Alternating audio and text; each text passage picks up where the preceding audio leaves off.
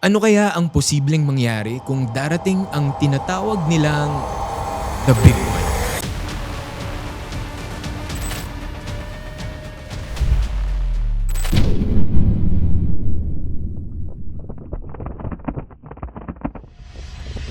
Nandito na!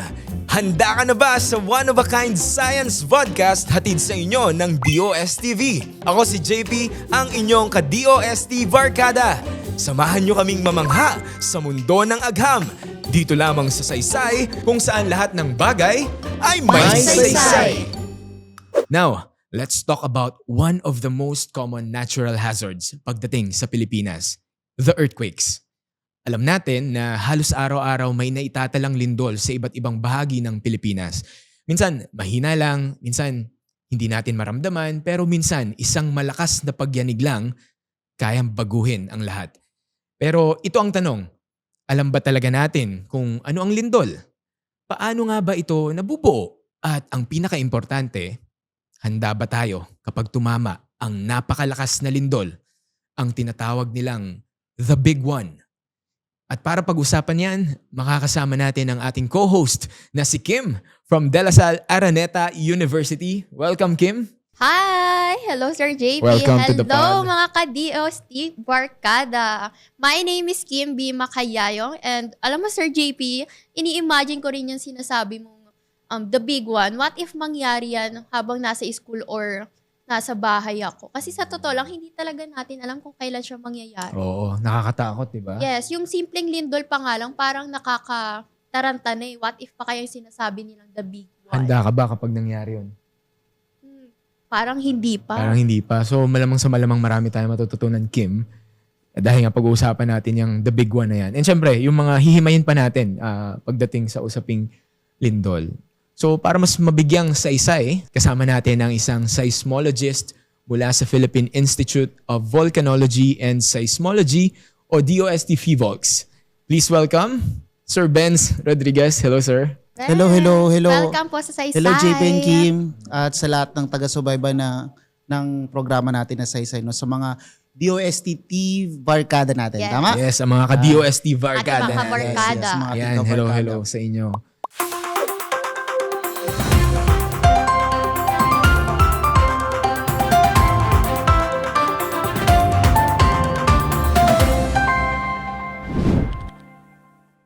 So, sir, hihimay natin yung lindol, di ba? Simulan muna natin, paano mo ba i-define ang isang lindol, di ba? Pag sinabi nating lindol, ito yung mahina hanggang sa malakas na paggalaw ng lupa. So pag yanig, nangyayari yung movements na to dun sa mga boundaries na tinatawag natin, mga plate boundaries. So itong mga plate tectonics natin, no, imagine nyo na lang yung para siyang jigsaw puzzle. Bubuo tayo ng jigsaw puzzle. Yung bawat puzzle, yun yung tectonic plates. At kung saan natin siya dinudugtong, yung mga boundary na yun, yung tinatawag natin na plate boundaries. Dun sa mga plate boundaries na yun, ang mga tectonic plates natin, nagbo-move siya. It's either sliding to each other or merong umiilalim sa isa or umiibabaw sa isa. So yung mga movement na yun, since ang mga edges ng tectonic plates natin no, are rough, posibleng may mga friction, kaya ang tendency hindi talaga siya totally gumagalaw. May iba na stock up yung term. Once na ma-reach nitong mga tectonic plates na to, yung certain point na kung saan hindi na kayang i-hold ng friction, yung paggalaw, gagalaw na siya, magre-release na siya ng energy. At ito yung tinatawag natin na lindol. Patikim pa lang yan, Kim. Kaya nga, very interesting, di ba? Ang dami mong malalaman tungkol sa lindol for today. Pero kilalanin muna natin si Sir Benz. So Sir Benz, gaano ka nakatagal sa PHIVOLCS? Nag-start ako magtrabaho sa PHIVOLCS ng 2015. Until now, so dire-diretso yun. So mag-11 years na ako. Lagpas Matagal isang na siya. dekada So, na. isang Unang trabaho dekada, mo yan, lagpas sir? na isang dekada. Pinakamatagal ko na to na ano. So it means Trabaho. na masaya si Sir Ben sa ginagawa. Oo. Nasto ka na ni Kim, Sir Benz. Yes, kasi yung Ano yung trivia mo about course Sir mo po Benz? nung college is BS in Physics. So Yeah. paano ka po napunta sa larangan ng seismology? Tama. Kasi nung pumasok ko ng PUP, kailangan science. Hindi raw ako bibigyan ng Para scholarship. makuha yung Scholarship. Scholarship. So nung time na yon, yun na lang available. Namili na lang ako sa tatlo. Chem, Bio, Physics. Kagagraduate ko lang ng high school. Sige mag-physics na ako. So nilaban natin yung physics so hanggang hindi matapos. po pala talaga Hindi ko siya choice. Hindi ko siya choice. Pero I don't know, pag tinitin ko yung journey, parang right choice na rin yung physics. So may mga in-applyan ako. Fivox yung unang tumanggap sa akin. At until now, nandito pa rin Hanggang ako. ngayon, nandiyan ka na. Ano bang pinaka-fulfilling pagdating sa trabaho mo dyan ngayon, Ay, sir? actually, marami. May mga times na bumababa kami sa community. Kasi isa sa mga part ng trabaho namin ay warning. Nagbibigay kami ng warning, especially sa earthquake tsaka sa tsunami. So may ginagawa kaming activity na kung saan kinakapacitate namin yung LGU. Kung paano gamitin yung system at paano sila magre-respond pag tumunog ito. Tapos alam mo yung fulfilling na part, every time na matatapos yung lecture o yung IEC, yung activity na ginagawa namin, makikita mo dun sa mga evaluation nila na satisfied sila, ang dami raw nilang natutunan, na first time daw nila marinig yun, na Tama. alam na nila kung ano yung magiging action nila pag ganitong nagkaroon ng malakas na lindol, pag magkakaroon ng tsunami. So, yun yung mga somehow fulfilling every time na ginagawa ko tong trabaho na to, makakarinig ka ng mga ganong klaseng evaluation coming from the community. Ngayon, kilala na natin si Sir Benz bilang ating Yes. expert. Ngayon, mas himayin pa natin yung usapin pagdating sa earthquakes. So, ano yung science behind it? Yes. Diba? Bigyan natin ng saysay ang Saysay. ating pag-uusapan for today. So, Sir Benz, tanong ko lang, ba't nga ba paborito ng earthquakes ang Pilipinas? Kasi yung Pilipinas ay malapit dito sa plate boundary. Kaya tayo nililindol kasi malapit tayo dun sa area o malapit tayo dun sa mga boundaries, dun sa Pacific Ring of Fire. Kaya hindi natin pwedeng maitanggal sa sistema natin yung lindol. Nagkakaroon ng movement dito sa mga plate boundaries na to at dahil dun sa movement na yon, nagkakaroon ng mga lindol. Pero what if naman po yung lindol is tumama sa karagatan? Ang laking effect po. Tama. Maganda rin tanong na yun kasi minsan kasi ang iniisip lang ng mga tao pag may isang malakas na lindol, yung ground shaking lang, pagyanig Yes. ng lupa. Pero nakakalimutan kasi natin na yung lindol o yung earthquake, may iba't ibang hazards yan. May sinasabi tayo, may 5 hazard yan. Una, ground shaking. Ito yung usual nating na-experience. Malakas na pagyanig. Pangalawa, meron tayong tinatawag na ground rupture. Sinabi natin ground rupture. May fault, malakas yung lindol, posibleng mag-manifest yung fault sa ibabaw ng lupa, posibleng magbitak, posibleng makita yung fault sa ibabaw ng lupa, mag-rupture. Pangatlo, liquefaction.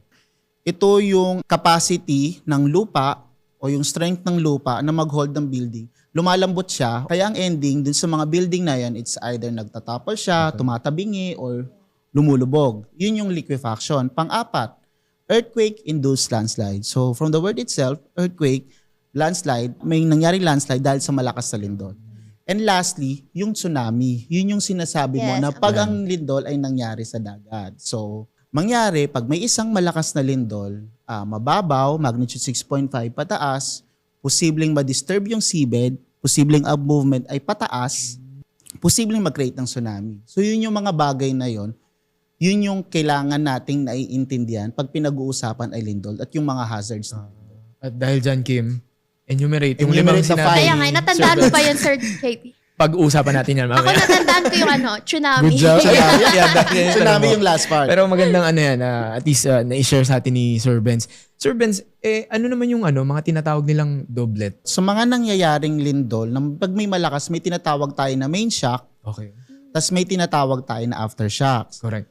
Yung main shock, isang malakas na lindol, after na isang malakas na lindol, may mga maliliit na susunod. Pero pag sinabi naman natin na doublet, ito yung lindol, ito yung activity sa isang area na kung saan may 2 malakas na lindol na hindi sila nagkakalayo ng magnitude. Tas yung mga sumunod na lindol is maihina na. Yun yung tinatawag natin na doublet earthquake. Nangyari na to noong 1992 sa Manay na kung saan may nangyari din na ganitong klaseng earthquake. Teka lang, sir, saan yung manay? Sa Manay, sa Davao Oriental. Ah, sa Mindanao, yun. sorry. Naisip din ako Sa yun. Mindanao. Okay, sa Mindanao, Geography Manay. natin. Pero yon sa Manay, Davao Oriental, nangyari yung doublet earthquake na yon. Yung activity na to tumatagal either weeks to months. Pero yon, pag sinabi natin na months, yung number ng lindol is umuonti as the time goes by. May lugar pa po ba sa Pilipinas na hindi nililindol? Naku, curious ako kasi di ba Meron halos na. lahat? Oo, may safe Parang- ba? Para doon na May lang magpatayo ng bahay. Doon lang pa Pero tayo ng lilipat bahay. tayo doon pag Oo nga. nilindol. Ano bang kasagutan dyan, Sir Benz? Parang sinasabi, lagi rin kasi naririnig no, na yung Palawan daw, posible. Palawan, yes. Palawan parang sinasabi na Yung Palawan daw ay safe sa lindol.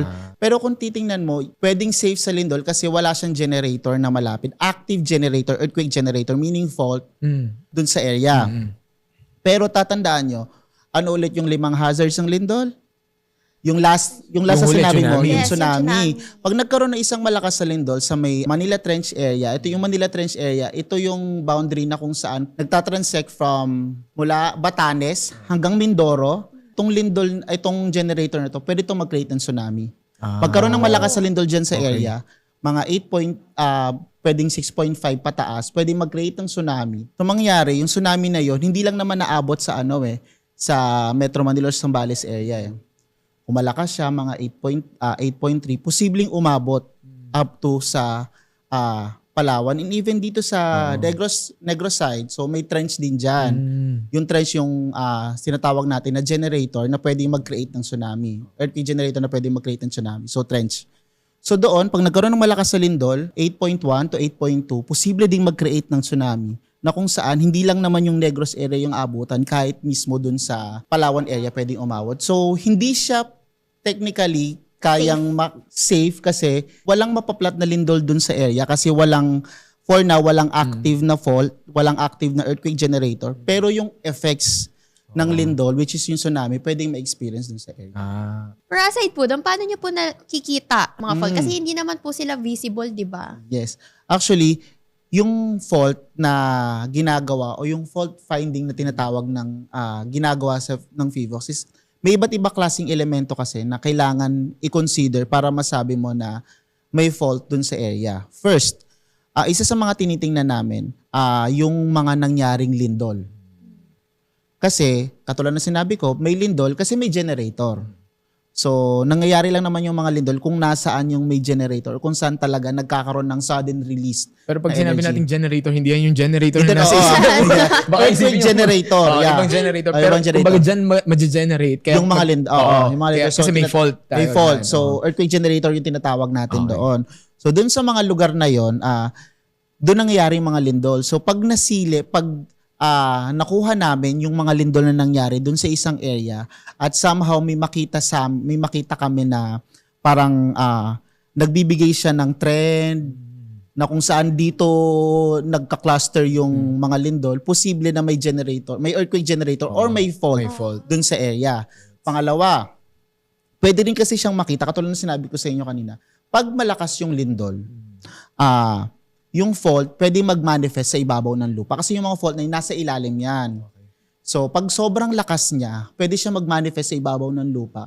So, pwedeng makita na it's either may mga ilog, na kunyari nasa ibabaw siya ng fault.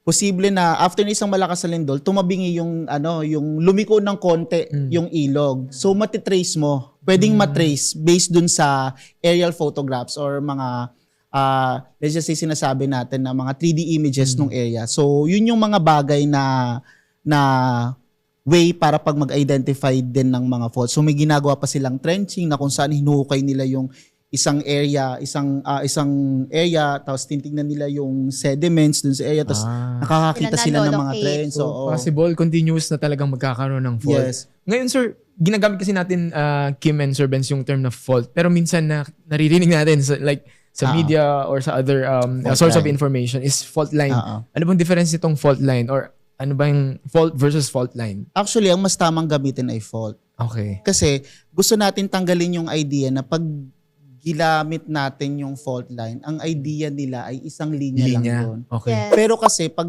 sinabi natin na fault, hindi lang siya isang Hindi linya. lang siya isang linya. Okay. So, may mga fault na kung saan may splay, okay. may So, ibig sabihin, may parang- iba't ibang Way sila. may iba't ibang way sila Okay. na hindi lang siya isang buong linya. parang nagbabranch out pa. Nagbabranch out sila. Hindi So, dapat may fault mga ganun. branch ba yan, sir? Mas maganda Wag na kasi fault line. mas maganda kasi na gamitin yung fault Fault. na lang na term Okay.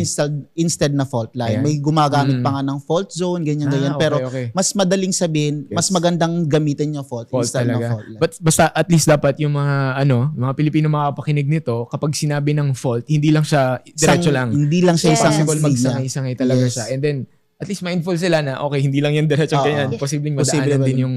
And paano naman po yung sa measurement? Paano nyo po na may measure yung lakas ng lindol? Pag nagme-measure naman tayo ng lakas na lindol, kasi may dalawang way para ma-measure mo eh. It's either una, sa instrumento, pangalawa, sa kung paano naramdaman ng tao. Kung sinabi nating instrumento, may mga seismometer tayo na naka-install, nakabao, nasa ibabaw ng lupa, na somehow nagre-record nung paggalaw, and from that record, pwede kami mabigyan kung gaano kalakas yung inilabas na lakas ng lindol.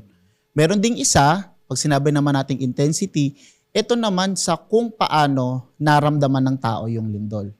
Perception ng tao. Yun yung pagkakaiba ng magnitude. Intensity at Same, magnitude. same sila na nakakapag-measure ng lindol, Correct. pero pag pinag-uusapan natin ng magnitude tsaka intensity, magkaiba siya. So, yung intensity parang medyo relative, tama ba? Relative sa Okay. tao. Okay. Kung paano mo siya naramdaman. So pag magnitude, ito yung lakas talaga. Parang siguro pwede natin isipin siguro parang bumbilya. Yes. Pag Yes. nilagay mo bumbilya, 10 watts yan. Pero kung mas malapit ka dun sa bumbilya, yung intensity sa'yo, mas maliwanag. Tama ba, sir? Yes, Tapos yes. kapag mas malayo, yung, Madilim. hindi naman ganun kaliwanag. Pero kasi mas malayo ka. Yes. So ganun yun. okay. Ganun yung pagkakaiba ng magnitude tsaka ng Ayan. intensity. Tandaan mo yan kay ma'am. May quiz Yes, tayo May mamaya. quiz tayo mamaya. Magnitude Kasi versus ayan yung intensity. number one, parang Nalilito din. yes, ako, nalilito yung mga estudyante. estudyante. Kung ano mo pinagkaiba ng intensity sa magnitude, di ba? At least now, mas Oo. may lamang na akong knowledge sa kanila. Yes. Sumilap ang nakakaya sa kanya.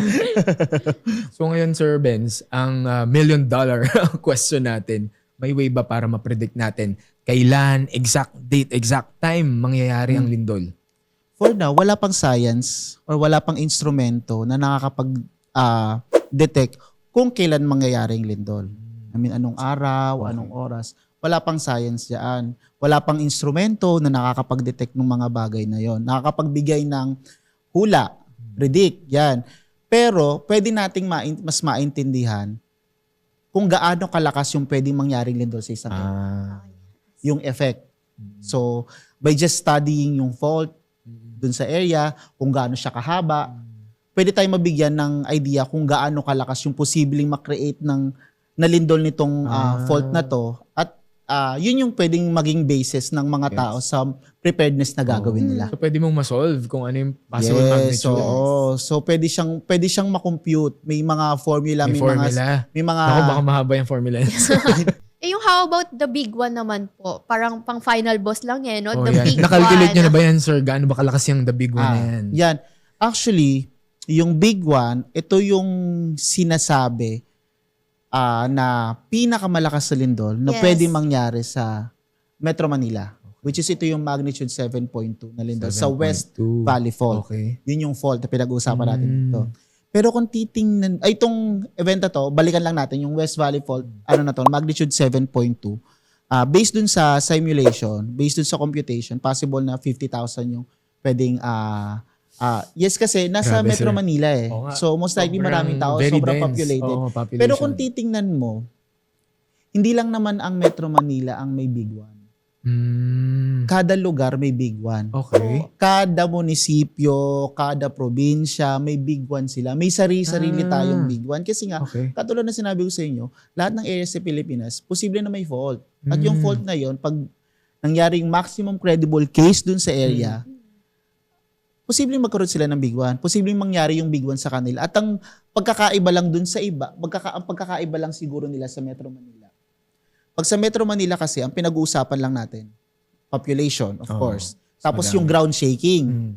Pero sa iba, may tsunami. Kasi Sa Metro Manila, wala malapit kasi sa nasa mga malapit bodies sa of dagat. water. So yung lahat ng area may big one. Okay. So hindi lang yung big one ay para sa Metro Manila.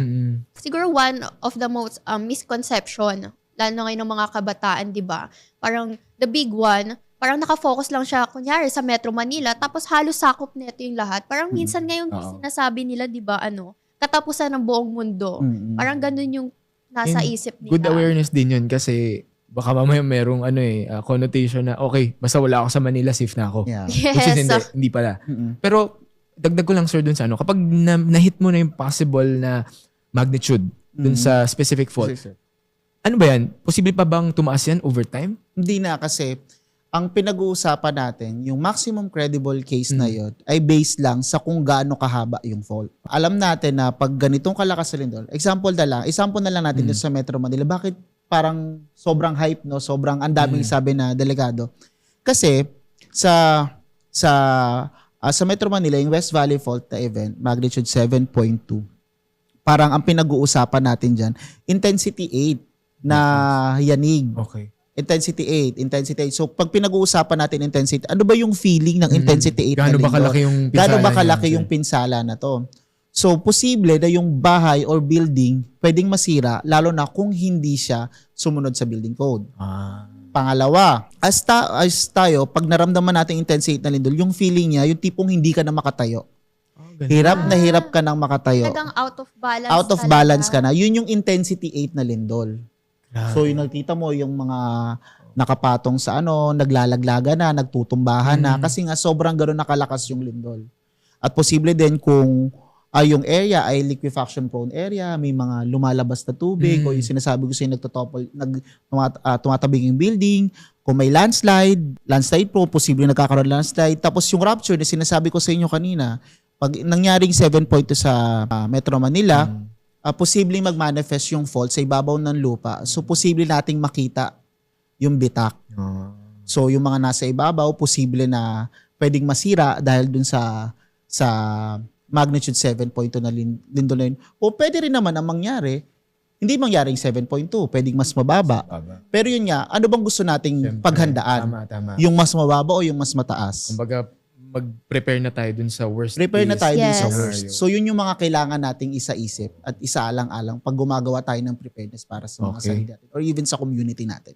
Ikaw, Kim, curious ka ba? Paano kaya nangyayari yung monitoring nila, Sir Benz? Kaya nga Sa tingin mo? parang ang very interesting yan. Parang kasi kapag hindi naman ikaw yung nag-aral doon, di ba? Parang maguguluhan ka talaga. So yan, sir. Baka pwede mo kaming bigyan ng ano Bigyan bang ng- idea? Paano yung ginagawa yung Yes. monitoring sa loob ng FIVOLS? Actually, ang FIVOX, ang sole mandated agency ng Philippine government para sa monitoring ng earthquake, volcano eruptions, saka ng tsunami. So kami lang yung mandated. So kami yung nagbibigay ng information sa public, sa mga stakeholders namin regarding sa mga activities na to. So paano ba namin ginagawa yung monitoring? So kami sa FIVOX may mga monitoring equipment kami or monitoring stations. So meron kaming stations for earthquake or tinatawag namin na seismic stations. Yung katulad na sinabi ko sa inyo kanina, ito yung mga seismic stations, ito yung mga nakabaon o nasa ibabaw ng lupa na kung saan ito yung nagde-detect ng ground motion. Yung mga data nila nababato sa data receiving center namin o yung DRC na tinatawag namin via satellite near real time. So kung ano yung nangyayari sa land, yun yung nakikita namin na I-receive data. talaga. Na-receive na. Yun yung sinasabi ko sa inyo kanina, parang graph Okay. na biglang nag-flatline, ibig sabihin may Malakas. malakas yung lindol. DRC, sir, ano ibig Data sabihin? receiving center. Data receiving center. Ito yung nasa nasa UP, Okay. sa Diliman, sa CP Garcia, nandun yung office namin. So, yung mga bagay na yon, yung mga instrumento na yon, ginagamit namin para magkaroon kami ng idea sa nangyayaring ground movement. So, kami sa monitoring, as of now, meron kaming 127 na seismic stations na nakadeploy sa Pilipinas na kung saan itong mga seismic stations na to, kaya nito makapag-record ng mga lindol. Kaya nito makadetect. Yes. So from that, ang nangyayari, pag nakita namin, may isang certain signature kami may signature, kumbaga, pag nakita namin tong itsura na to, alam namin na lindol na ito. So after that, kailangan namin ng tatlong stations para makapag-create ng information at yung information na yon, yun yung binibigay namin sa public. Pero kung sobrang lakas ng instrumento, meron din naman kaming mga automatic earthquake locator. Okay. So yung mga earthquake, from the word itself, automatic. So may nangyaring lindol, papasok siya dun sa system, bibigyan niya kagad kami ng idea. Bibigyan niya kagad kami ng parameters ng lindol. Date, time, latitude, longitude, location mismo ng Talagang lindol. detailed. Magnitude, tsaka depth. So from that, yun yung ibibigay namin sa public. Kaya ewan ko kung napapansin nyo minsan, pag nakakita kayo ng earthquake information namin, this is an automatic solution. Okay. So ibig sabihin nun, hindi pa namin siya na-process. Okay. Doon pa lang siya galing sa system. Nabasa Yun lang yung ng kinuha system. namin para makapagbigay kagad kami ng information. Yes. And medyo kalat-kalat ngayon yung mga fake news at wrong information. Lalo na sa mga lindol, di ba? Parang ang daming, lalo na ngayon, ang daming social medias, platforms, di ba? Saan ka ba kumukuha na data ng lindol? Paunahan yatang Yes, parang kung ano yung mas sikat, kung ano yung mas maraming likes, di ba? Ayun yung Yun lalabas kagad sa kinukuha. feed Alam mo, na. nakakatawa Yes. kasi kapag, alam mo ako kapag naka-experience ako, kapag parang gumagalaw, para ma-double check ako kung nagkalindol, mapapapunta ako sa Vivos. sa social media. Ayan, nag-post na sila. May lindol nga. May lindol nga. Ayun yung confirmation mo. Pero syempre, nandiyan yung Feebles. Yes, saan po Basta- ba dapat kumukuha ng tamang information yung mga ka-DOST barkada natin? Kaya katulad nung sinabi ko sa inyo kanina, ang FIVOX, ang sole mandated agency ng government na regarding sa pagmomonitor ng earthquake, volcano eruption, saka tsunami. So basically, sa amin dapat kukunin yung information. So, ang FIVOX, once na nagkaroon na isang malakas na lindol, once na may release namin sa public, may mga medium kami kung saan namin siya pinapadala. Meron kami via website, kung makikita nyo yung website ng FIVOX, once na may lindol kami, o kaya volcanic eruptions, o kaya tsunami, updated yon. Makikita nyo kagad doon, posted kagad doon. Meron din naman sa mga social media like Facebook, Twitter. So, dapat doon nagfa-follow yung mga tao kung gusto nila ng Tama. legit na information Yes. regarding Oo. sa earthquake, tsunami, tsaka sa para at least volcanic hindi eruptions. magkaroon din ng alam mo na, parang panic Yes. dahil lang sa wrong source ng information. Yes. So ngayon na at least mas Malaman naiintindihan na natin 'di ba yung science behind lindol, and I'm sure mas naiintindihan siya lalo na ng mga estudyante natin and of course general public. Ano ba talaga, sir, yung kailangan gawin para maging ready tayo kapag dumating na yung lindol? Oo. Una, katulad nung sinasabi natin, paulit-ulit, kailangan kasing mag-stick sa atin eh. Know your hazards. Know the hazards in your community. So, yung bahay mo ba ay Nasa fault. nasa Along the fault, Yes. along the fault. So, yung bahay mo ba, anong intensity yung pwedeng Yung kaya ma-experience? I mean, Mm. yung lugar mo, anong intensity yung pwedeng ma-experience? Tapos yung Oo. bahay mo ba, Oh. kayang i-withstand yung intensity 8 na lindol? Awareness, no? Awareness. Tapos, ang mangyayari, pag during the event, alam mo ba mag-duck, cover, and hold? Ginawa So, mo ba yan, Kim? Ginawa nyo ba Ayun last nga time? ayun yung nakalimutan ko. Yun. Naku po. Naku po, alam na, may casualty na. Sige, May casualty sample. na. Demo. Pero yun, kailangan Yung basic Dapat duck, cover, and natin. hold. Tapos, dapat alam mo, or alam, kung nyari nasa isang building ka, nasa isang lugar ka, alam mo kung saan ka pupunta. Alam mo kung saan yung safe area or open area na kung saan pwede ka dun pumunta after na isang malakas na ground shaking. Hindi during ground shaking, tatakbo ka. Yeah. Hindi. After ground shaking, kasi during ground shaking, kailangan nagda-duck, cover, and hold Oo, ka. tama na Tapos ka. after Yes. nun, labas sa pinakamalapit na exit, Okay. punta dun sa open area na kung saan walang babagsak sa'yo. So, kailangan yung mga bagay na yon may awareness ka. Alam mo kung saan ka pupunta, alam mo yung safe na area dun sa lugar niyo. At the same time, alam mo kung paano mag-respond. Yun yung napakahalaga. Ano po ba yung mga usually na ginagawa ng mga tao na mali talaga? Yung parang akala nila tama tuwing may lindol. Isa sa mga nakikita natin, no, especially pag kung naglalabasan na yung mga video, isang malakas na lindol, after isang malakas na lindol, yung iba nag-uunahan, Oh, lumilindol nagtutulakan pala, pa yan, nagtutulakan pa. So, hindi Oo nga, po mabang yun. stampede pa, no? Kasi baka mga stampede pa, baka dun pa sa paglabas mo, akala mo, safe ka, dun ka Ka pa pa madadali, masaktan. dun ka pa masasaktan. So, no yon. Kailangan, pag may naramdaman na malakas na lindol, duck, cover, and hold. Protect yourself first. Yeah. Oo. Tama, Tapos tama. may isa pa, yung sinasabi na parang triangle of life. Although, pwede rin naman siya, pero kasi pag sinasabi kasi natin na triangle of life, parang Circle of life lang. Alam. yung triangle, parang sinasabi lang na maghahanap ka ng isang safe na wall sa lugar nyo na kung saan hindi tutumba yung wall na yon. Ah. Okay. Na parang yung isang wall yung tutumba para magkaroon ng triangle, something like that.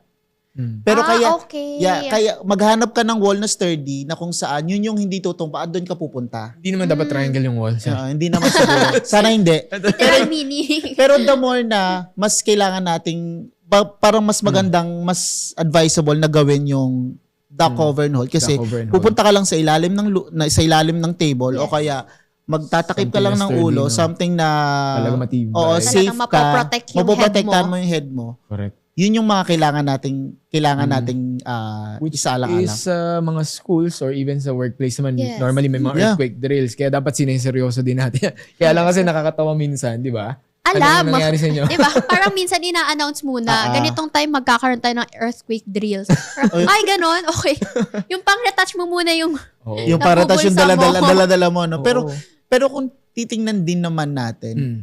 medyo ano siya, parang nakakatawa. Pero kung titingnan natin, iba kasi yung effect nung nabibigay sa atin nung mga drill na yun. Tama. Minsan, parang kahit na paulit-ulit siya, Mm.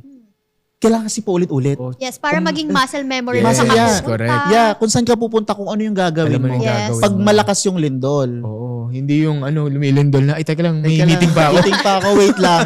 May training pa ako, wait lang. So, So, dapat sineseryoso dapat din talaga, sineseryoso natin yung drill. Ang maganda nga ngayon, quarterly na siya ginagawa. So, wala ka nang ligtas. Parang every quarter, may simultaneous Correct. earthquake drill na ginagawa. No? Seryosohin talaga. Seseryosohin natin. Kailangan pinapractice natin yung mga bagay na dapat alam natin pag magkatotoo yung lindol. Mm. Yes. Tama din po bang sabihin natin na walang natural disaster, kundi natural hazard?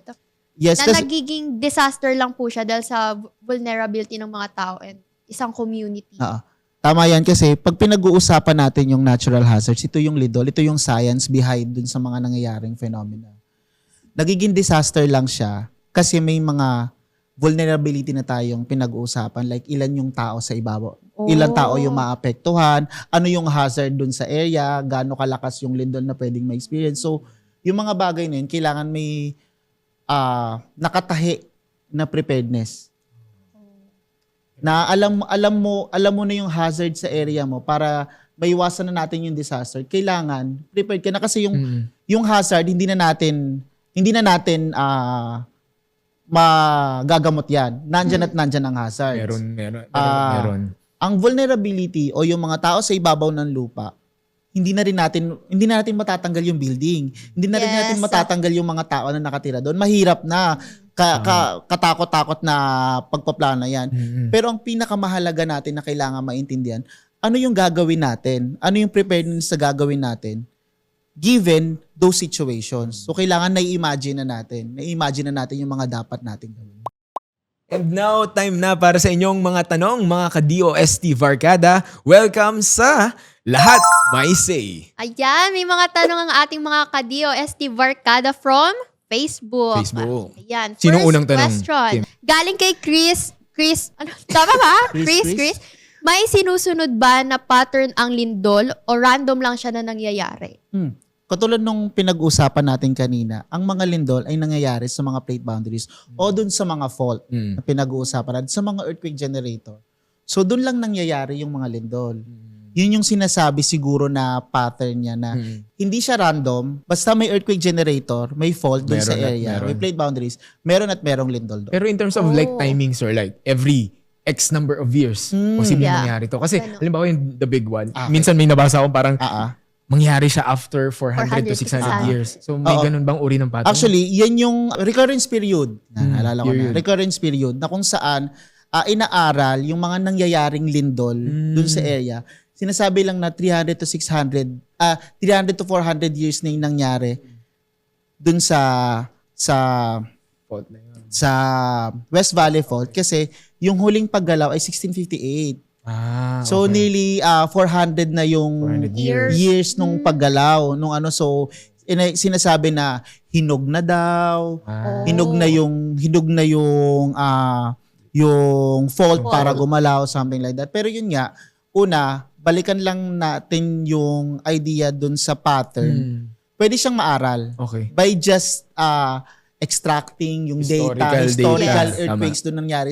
So makakakita ka ng pattern na kung saan let's just say every 30 years, 50 years, posibleng magkaroon ng lindol doon sa area. Tama. Pero So, yun, hindi pa rin naman siya syempre 100% Hindi, accurate. hindi Yes. siya Walang 100% accurate. 100% accurate Yun naman nga na at saka projection. balik ulit natin sa preparedness. Ano ba yung gusto mong makuhang idea? Tama. Kung kailan mangyayaring lindol or handa ka na ba pag nagkaroon ng lindol? Yes. Tama. May another Another question one? tayo kay Yes. Kisha Leosala. posible bang nakikita ang senyales na paparating na ang earthquake kapag nag-iiba ang behavior ng mga hayop sa kapaligiran? Yung mga Ano yan? ibon, di ba? Oo nga, sir. Anong Ibon, masasabi minsan mga natin dyan? hayop, yung mga Isda. Isda, yes. Isda. Walang scientific basis, walang literature na sinasabi na nako-correlate yung behavior ng hayop versus dun sa occurrence ng mga lindol. So wala namang sinasabi. Although may instances na bigla nilang natatahi, na naglabasan yes. yung mga oarfish, Na-correlate na nila. tapos magkakaroon doon ng tsunami.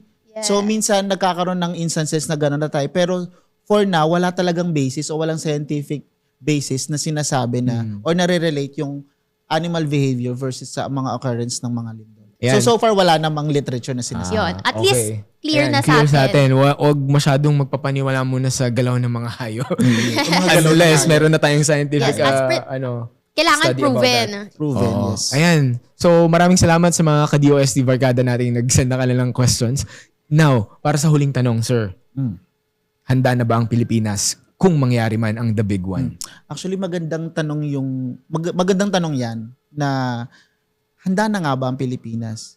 Pero mas maganda nating itanong or ibalik, gaano ba kayo kahanda? Ganito lang yan. Balikan natin. Magbigay tayo analogy. Pag nag-e-exam tayo, confident tayong mag-take ng exam kasi nag-review tayo. Pag nag-exam ka, since nag-review ka, hindi ka kakabahan. Balikan natin yung analogy sa lindol. Kinakabahan pa ba kayo pag nagkaroon ng malakas sa lindol? Yes. Oh, yes. Reality. Tama. In Reality reality, lang. yes. So the more na ano yung kailangan mong gawin para hindi ka kabahan? Maganda ka. Tama. So, Tama. babalik siya sa parang sarili mo din. Yes. Yeah. Nasa sa atin oo. kung Tama. gaano tayo kahanda kasi lahat ng information available na. Correct. Tama. Lahat na nung mga study, ginawa na. Lahat na ng preparedness material na pwedeng ibigay, binigay na. So, ano na yung effect, ano na yung gagawin natin with this information? Tama. Ikaw ba, Nasa- Kim? Nasa Yeah. sayo na lang talaga kung paano mo Oo. i-acknowledge yung mga information na nasa harapan mo na. Oo, tama. Yung sa information, dapat i-check natin kung tama ba, di ba? Kasi lalo na yung mga Gen Z, Ang di mga ba? Gen Z, Parang di ba? usong-uso kung saan nakukuha yung mga information. Dapat dun sa certified. Ayan, maraming salamat, Sir Ben, sa pagbibigay ng oras para talaga mahimay natin itong usapin na to. So ngayon, Sir Ben, any final piece of advice para sa mga kapwa natin Pilipino? First of all, know your hazards. Alamin mo kung ano yung hazard sa area mo.